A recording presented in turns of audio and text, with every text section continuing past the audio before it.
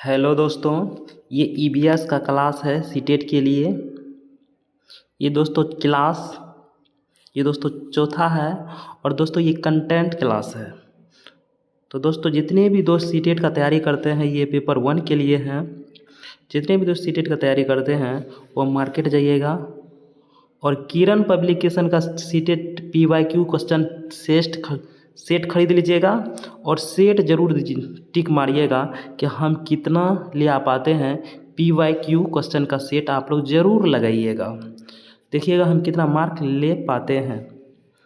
तो दोस्तों आज का पहला प्रश्न है। दोस्तों हम ये कंटेंट का क्लास है चौथा, तो पढ़ते हैं आज का प्रश्न। कक्ष में मूल द्विविमीय निरूपण दोबारा संपर्त्य का मानचित्रण डैश में आरंभ होता है। दोस्तों संपर्त्य का होता है कंसेप्ट। बच्चे को जो हम पढ़ाते हैं वो कंसेप्ट के अनुसार पढ़ाते हैं। हम लोग बच्चे को एक्टिविटी से के माध्यम से पढ़ाते हैं। दोस्तों ये समझ बच्चे में कब आना आरंभ हो जाते हैं, मानचित्रण का आरंभ हो जाता है। तो ये 5 क्लास में जब बच्चे होते हैं तब आरंभ हो जाता है बच्चे में। तो इसका राइट आंसर 3 नंबर के साथ दोस्तों लॉक हो जाएंगे। नेक्स्ट प्रश्न पढ़ते हैं। 2 नंबर का दोस्तों प्रश्न है। निम्नलिखित में से किस कला रूप में वस्त्रों की रंगाई और प्राकृतिक रंगों जैसे गोबर, नील, हल्दी आदि के माध्यम से नमूने बनाया जाता है? तो ये दोस्तों बनाया जाता है कलमकारी में। दोस्तों इन सबको याद रख लीजिएगा। ये कंसेप्ट हुआ प्रकृति रंग जिसे प्रयोग किया जाता है, कलमकारी कला है उसमें। ये मधुबनी पेंटिंग दोस्तों बिहार से संबंधित है। तो दोस्तों इसका राइट आंसर 3 नंबर के साथ दोस्तों लॉक हो जाएंगे, प्रकृति गोबर। तो नेक्स्ट प्रश्न दोस्तों पढ़ते हैं। 3 नंबर का दोस्तों प्रश्न है। निम्नलिखित में से किसका फैलाव अधिकांशतः पशुओं द्वारा होता है? इसमें ये सब है दोस्तों, कोई फल है तो कोई फूल का नाम है। तो किसका फैलाव दोस्तों जानवर के द्वारा अधिक होता है, यानी कि जानवर उसको अधिक फैलाते हैं। सूर्यमुखी को नहीं होगा दोस्तों, आक नहीं होगा, ये दोस्तों हवा के द्वारा फैलता है आक। नारियल नहीं होगा दोस्तों। ये पशु किसको ज़्यादा फैलाते हैं दोस्तों, आम को फैलाते हैं। तो इसका राइट आंसर दोस्तों 3 नंबर के साथ दोस्तों लॉक हो जाएंगे। नेक्स्ट प्रश्न पढ़ते हैं। 4 नंबर का दोस्तों प्रश्न है। चिड़ियों के उस समूह को पहचान करिए जो अपनी भोजन संबंधी आदतों के आधार पर एक दूसरे से समान रखती है। दोस्तों ये पक्षी है और इसमें हम लोग ये देखना होगा कि कौन जानवर शाकाहारी है कौन जानवर मांसाहारी है, उसके आधार पर दोस्तों ये दिया हो गया है। जैसे कठफोड़वा के बारे में दोस्तों जानते होंगे आप लोग कि मान लीजिए पैर का तना है तो इसमें छेद बनाकर अपना अंडे देते हैं, घोंसला बनाते हैं कठफोड़वा। पढ़ते हैं दोस्तों। और कोयल है दोस्तों, ये शाकाहारी जीव है, पक्षी है, इनको याद रखिएगा। कबूतर जो है दोस्तों ये शाकाहारी है। यहाँ पे दोस्तों कबूतर है, ये भी शाकाहारी है। लेकिन जब आप इस ऑप्शन में आइएगा, उल्लू भी मांसाहारी है, चूहा पकड़ के खाते हैं, मेढक खाते हैं उल्लू, बाज भी चूहा खाते हैं, मेढक को खाते हैं, मांस खाते हैं। चील भी चूहा खाते हैं, मेढक खाते हैं, मांस खाते हैं। तो दोस्तों इसका राइट आंसर 3 नंबर के साथ दोस्तों लॉक हो जाएंगे। नेक्स्ट प्रश्न दोस्तों पढ़ते हैं। 5 नंबर का दोस्तों प्रश्न है। निम्नलिखित में से कौन सा जोड़ा युग्म सही है? दोस्तों इसमें चेक करेंगे दोस्तों कौन सा युग्म सही है। जैसे गुलाब का फूल जो होता है, गुलाब का पौधा, क्या वो वृक्ष है? सही बात है दोस्तों, नहीं है।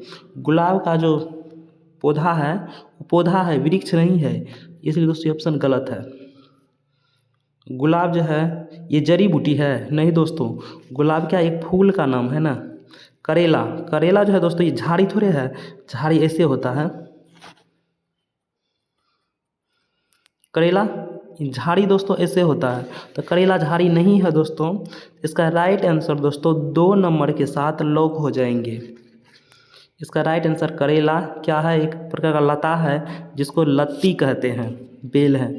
तो दोस्तों इसका राइट आंसर 2 नंबर के साथ लॉक हो जाएंगे। नेक्स्ट प्रश्न पढ़ते हैं। 6 नंबर का दोस्तों प्रश्न है, निम्नलिखित में से कौन सी विशेषता साइबेरियन सारस की नहीं है। तो दोस्तों साइबेरियन सारस की इसमें कौन सा विशेषता नहीं है उसके बारे में दोस्तों हम लोग जानेंगे। पढ़ते हैं दोस्तों। वे शीत जलवायु से प्रवास करते हैं, ये पूर्णतः सत्य है दोस्तों। ये साइबेरियन सारस है ना, शीत जलवायु यानी कि जहाँ के ठंडा जलवायु है वहाँ से करते हैं, प्रवास करते हैं, वहाँ से आते हैं गर्म जलवायु की ओर भारत आते हैं प्रजनन करने के लिए। पढ़ते हैं। वे गर्म स्थान पर प्रजनन करते हैं, ये भी सही बात है दोस्तों। इस सबको दोस्तों याद कर लीजिएगा। वे अपने आवास में अलग से अकेले रहते हैं। यहाँ दोस्तों आवास होना चाहिए। आवास का अर्थ होता है घर। वे अपने आवास में अलग से अकेले रहते हैं, नहीं दोस्तों। ये साइबेरियन सारस जो है एक सामाजिक पक्षी है। ये ग्रुप में आते हैं, 1000 के ग्रुप में, 500 ग्रुप में, लाख के ग्रुप में, ये झुंड में आते हैं दोस्तों। ये अकेले नहीं आते हैं। यही बात दोस्तों गलत है और गलत का आंसर गलत होगा। वह गंभीर रूप से खतरे में है, ये पूर्णतः सत्य है। ये गंभीर रूप से खतरे में है यानी कि इसकी जनसंख्या अब है ना बहुत कम बचा हुआ है और इनकी बहुत कम जनसंख्या है। ये भी पूर्णतः सही है। ये दोस्तों सामाजिक पक्षी है और कहते ये अलग में रहते हैं। अलग में दोस्तों ये नहीं रहते हैं, झुंड में रहते हैं। तो दोस्तों इसका गलत का आंसर गलत। 3 नंबर के साथ दोस्तों ये आंसर लॉक हो जाएंगे। नेक्स्ट प्रश्न दोस्तों पढ़ते हैं। 7 नंबर का दोस्तों प्रश्न है, निम्नलिखित में से कौन सा जानवर गाय, भैंस और भेड़ का सबसे निकटतम संबंधी है। दोस्तों गाय के पास 2 सींग है, भैंस के पास भी 2 सींग है और भेड़ के पास भी 2 सींग है। तो इससे संबंधित कौन सा होगा दोस्तों, इसमें जानवर है। जानवर देखते हैं कौन सा होगा। मानव के पास सींग है, नहीं है, तो ये आंसर नहीं होगा। कुत्ता के पास सींग है, नहीं है, तो ये आंसर नहीं होगा। बिल्ली के पास सींग है दोस्तों, नहीं है, तो ये आंसर नहीं होगा। यहाँ है बकरी। बकरी के पास दोस्तों सींग है, तो बिल्कुल है। तो इसका राइट आंसर 4 नंबर के साथ दोस्तों लॉक हो जाएंगे। नेक्स्ट प्रश्न पढ़ते हैं। 8 नंबर का दोस्तों प्रश्न है, निम्नलिखित में से कौन सा उपागम पर्यावरण अध्ययन के शिक्षण से संबंधित नहीं है। यानी कि दोस्तों हमको नेगेटिव चुनना है। इसमें नेगेटिव दोस्तों नहीं है, तो दोस्तों इसमें नेगेटिव चुनना है। कौन सा, ऐसा नहीं हो सकता है। तो बच्चे को एकीकृत करके पढ़ाना है, ये पूर्णतः सही बात है। बच्चे को जोड़ के पढ़ाना है, बच्चे को साथ में पढ़ाना है, तो ये है दोस्तों। अब प्रक्रिया, बच्चे को प्रक्रिया करने के लिए सिखाएंगे, बच्चे को क्रिया विधि से पढ़ाएंगे, बच्चे को एक्टिविटीज़ पढ़ाएंगे, बच्चे को सृजनात्मक से पढ़ाएंगे, बच्चे को खोजबीन करके पढ़ाएंगे। तो ये भी समझिए, बच्चे को खोजबीन करने का मौका देंगे, बच्चे को एक बच्चे को दूसरे बच्चे से बातचीत करने का मौका देंगे दोस्तों। तो दोस्तों ये सब है। 1 नंबर 2 नंबर है। वैचारिक धारणात्मक ये भी दोस्तों चल सकता है, लेकिन जब ये C नंबर दोस्तों निरंकुश है तो यही दोस्तों गलत है और गलत के भाई यही आंसर हो जाएंगे। इस 8 नंबर का राइट आंसर 3 नंबर सही हो जाएंगे। नेक्स्ट प्रश्न दोस्तों पढ़ते हैं। 9 नंबर का दोस्तों प्रश्न है, EVS की एक अधिगम में निम्नलिखित में से किस विधि के द्वारा अधिकतम मनोप्रेरक पक्ष का विकास होता है। तो दोस्तों प्रदर्शन का होता है कुछ अपना दिखाना, जैसे अपना कर्म के बारे में दिखाते हैं लोग, अपने बारे में प्रदर्शन करते हैं। तो व्याख्यान दोस्तों नेगेटिव है। पोस्टर बनाना विधि ये दोस्तों नहीं होगा। इसका राइट आंसर दोस्तों 3 नंबर के साथ लॉक हो जाएंगे। एकीकृत करके, बच्चे को जब भी पढ़ाएंगे दोस्तों एकीकृत करके पढ़ाते हैं, तो इसका दोस्तों 3 नंबर के साथ दोस्तों इसका राइट आंसर लॉक हो जाएंगे। नेक्स्ट प्रश्न पढ़ते हैं। 10 नंबर का दोस्तों प्रश्न है, निम्नलिखित में से पर्यावरण अध्ययन की कक्षा में सबसे ज़्यादा जरूरी क्या है दोस्तों। इसमें देखिए चार्ट बनवाना सबसे ज़्यादा ज़रूरी होता है। चारों ऑप्शन पढ़ते हैं, इसमें जो बेस्ट है वही राइट होगा। ये भी ज़रूरी है, प्रोजेक्ट भी ज़रूरी है, शिक्षा ज्ञान भी ज़रूरी है, लेकिन इस सब से बेस्ट अगर ऑप्शन पूछा जाए तो स्थानीय संसाधन से बच्चे को जोड़ कर पढ़ाएंगे, दैनिक जीवन से दोस्तों बच्चे को जोड़ कर पढ़ाएंगे तो वही राइट आंसर होगा। तो स्थानीय जल साधन से बच्चा दैनिक जीवन से जुड़ जाएंगे, तो इसका 3 नंबर के साथ दोस्तों इसका आंसर लॉक हो जाएंगे। नेक्स्ट प्रश्न पढ़ते हैं। 11 नंबर दोस्तों प्रश्न है, ईवीएस के शिक्षण अधिगम में निम्नलिखित में से क्या बच्चों में विकसित होता है दोस्तों?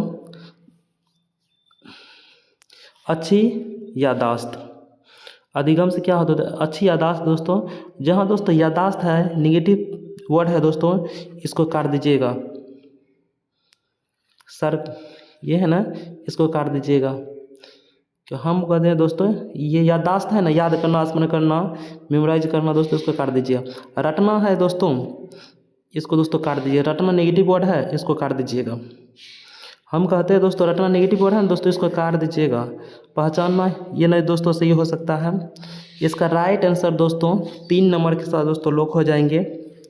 करके सीखने की प्रवृत्ति, जब बच्चा अपने हाथों से करते हैं, जब बच्चे अपने हाथों से एक्टिविटी करते हैं, जब बच्चा खुद से सृजन करते हैं, खुद से अपने हाथ से करते हैं, हस्तप्रक से, तो बच्चा अधिक सीखते हैं। तो दोस्तों इसका राइट आंसर 3 नंबर के साथ दोस्तों लॉक हो जाएंगे, क्योंकि बच्चा खुद से यहाँ कर रहे हैं ना। करके सीखने की प्रवृत्ति जहाँ होगा यही राइट आंसर है दोस्तों, 3 नंबर के साथ लॉक हो जाएंगे आंसर। नेक्स्ट प्रश्न पढ़ते हैं। 12 नंबर दोस्तों प्रश्न है, पर्यावरण अध्ययन के शिक्षण में बच्चे द्वारा प्रश्न पूछना अत्यधिक महत्वपूर्ण है, क्योंकि वह प्रश्न संकेत देते हैं दोस्तों। पढ़ते हैं दोस्तों, ये प्रश्न क्या है दोस्तों? पॉजिटिव है, तो इसका आंसर भी पॉजिटिव ही होगा। शिक्षक की, ये दोस्तों नहीं होगा। शिक्षक की क्षमता, बच्चे की याद करने की क्षमता, ये दोस्तों जहाँ दोस्तों याद होगा वहाँ पर रोशन सर बोलिएगा जहाँ याद रहेगा उसको काट दीजिएगा। हम कहते हैं जहाँ पर याद रहेगा उसको काट दीजिएगा। बच्चे को क्या पता है उसका, नहीं दोस्तों, इसका राइट आंसर हो जाएंगे 3 नंबर। बच्चे क्या जानना चाहते हैं इसलिए बच्चा प्रश्न करते हैं, क्योंकि वह प्रश्न संकेत है। पर्यावरण अध्ययन के शिक्षण में बच्चे द्वारा प्रश्न पूछना अत्यधिक महत्वपूर्ण है, क्योंकि बच्चे ये जानने का कोशिश करते हैं कि सर, इसका राइट आंसर 3 नंबर के साथ लोग है। बच्चे क्या जानना चाहते हैं इसलिए बच्चे प्रश्न करते हैं। जहाँ दोस्तों याद है वहाँ पे मेरा नाम लेकर के इसको काट दीजिएगा, तो रोशन सर का। यहाँ शिक्षा का कोई बात ही नहीं हो रहा है दोस्तों, ये नेगेटिव वर्ड है। दोस्तों समझ गए होंगे, इसका राइट आंसर 3 नंबर के साथ लॉक हो जाएंगे। नेक्स्ट प्रश्न दोस्तों पढ़ते हैं 13 नंबर का। ऐसा भोज्य पदार्थ के समुच्च का चयन कीजिए जिन्हें पौधे के समान भाग से प्राप्त किया जाता है। किसको दोस्तों पौधे के समान भाग से प्राप्त किया जाता है? तो देखते हैं दोस्तों। पहले देखिएगा सेब क्या है दोस्तों? फल है। गन्ना मान लेते हैं फल ही है, लेकिन अदरक तो फल नहीं है। गाजर तो फल नहीं है, गाजर सब्जी है। तो ये ऑप्शन दोस्तों आपका कट गया है। सेब फल है, टमाटर तो फल नहीं है, ये सब्जी में आ जाएंगे। अदरक सब्जी में ये दोस्तों कट जाएंगे। पालक क्या है दोस्तों? पत्तेदार सब्जी है। जीरा तो सब्जी नहीं है दोस्तों, इसलिए ये ऑप्शन कट जाएंगे। जब यहाँ आइएगा, हरी मटर दोस्तों क्या है? एक बीज है। जीरा क्या है? एक बीज है। और चना क्या है दोस्तों? एक बीज है। गेहूँ क्या है दोस्तों? एक बीज है। जैसे हम लोग चावल धान का बनता है दोस्तों, धान क्या है? एक बीज है। तो ये यहाँ पर दोस्तों सब बीज है ना, तो इसलिए दोस्तों इसका 2 नंबर राइट आंसर हो जाएंगे। नेक्स्ट प्रश्न दोस्तों पढ़ते हैं। 14 नंबर दोस्तों प्रश्न है, निम्नलिखित में से कौन से पौधे का प्रबंध बीजों द्वारा होता है? इसमें दोस्तों देखना हम लोग को कौन सा दोस्तों बीज है। गन्ना दोस्तों बीज नहीं है, इसको काट दीजिए। गुलाब दोस्तों बीज नहीं है, गुलाब पुष्प का नाम है। पत्ता गोभी, ये भी दोस्तों बीज नहीं है, इसको काट दीजिएगा तो आप स्वतः आंसर के पास पहुंच जाइएगा। चावल बीज है, गेहूं दोस्तों बीज है, ओट्स ये भी दोस्तों बीज ही है। तो दोस्तों इसका राइट आंसर 2 नंबर के साथ दोस्तों लॉक हो जाएंगे। अगर आपको पसंद आता है दोस्तों तो प्लीज़ हमको सपोर्ट कर दीजिए। नेक्स्ट प्रश्न पढ़ते हैं, ये दोस्तों लास्ट प्रश्न है 15 नंबर का। एक ईवीएस शिक्षक एक विशिष्ट कार्य पर विद्यार्थियों का आकलन करने के लिए उपयोग किए जाने वाले मापदंडों के व्यापक समूह का उपयोग करते हैं। या बच्चे का विशिष्ट मापदंड कर रहे हैं दोस्तों, तो इसलिए इसका रूब्रिक्स द्वारा हो जाएगा। और जब बच्चे समग्र मूल्यांकन का मापदंड करते तो पोर्टफोलियो हो जाता।